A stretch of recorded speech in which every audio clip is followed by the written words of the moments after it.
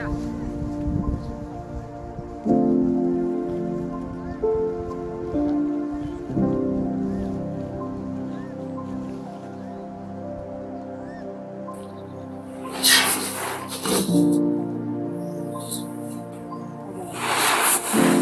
গরমের মধ্যে skin burn এগুলো চিন্তা করলে এই না হয় না, শরীর জ্বলতেছে।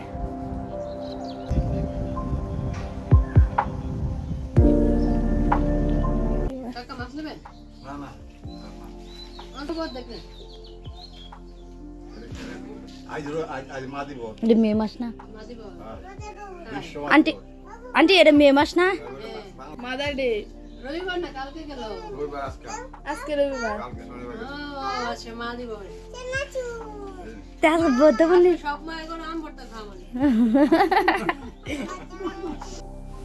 আকাশটা খারাপ হয়ে আসছে, বৃষ্টি আসে কিনা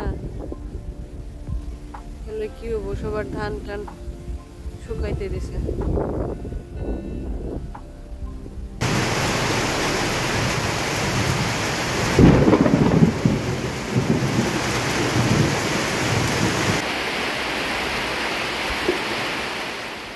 সারাটা রাতই বৃষ্টি হয়েছে, তো কালকে বিকালের মধ্যে আর কি আকাশ খারাপ, তো আমরা সব কিছু জড়ো করে দৌড়াদৌড়ি সবারই ঢেকে ঢুকে রাখা হয়েছে।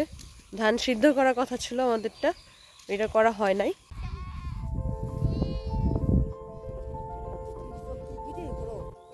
আজকে যেটা করা হচ্ছে, খড় শুকানো হচ্ছে।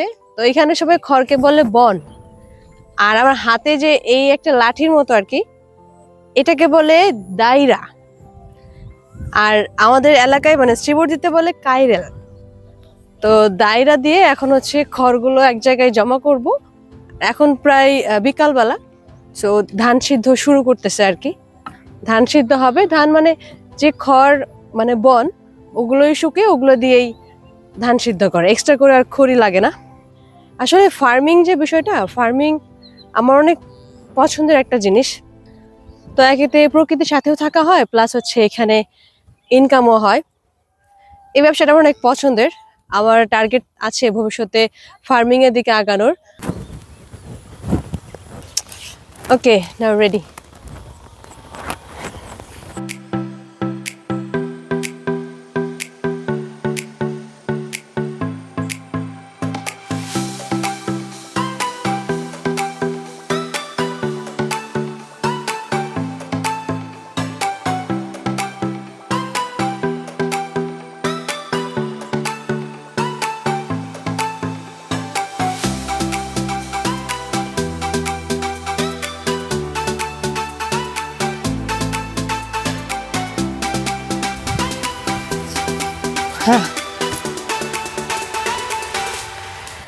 জড়ো করছি।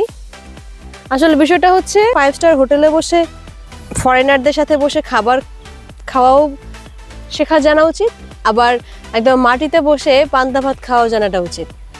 তো একজন বাঙালির এই দুইটা জিনিস ক্যাপাবিলিটি থাকা দরকার, যে যেখানে যে পরিবেশ সেখানে সেভাবে থাকার।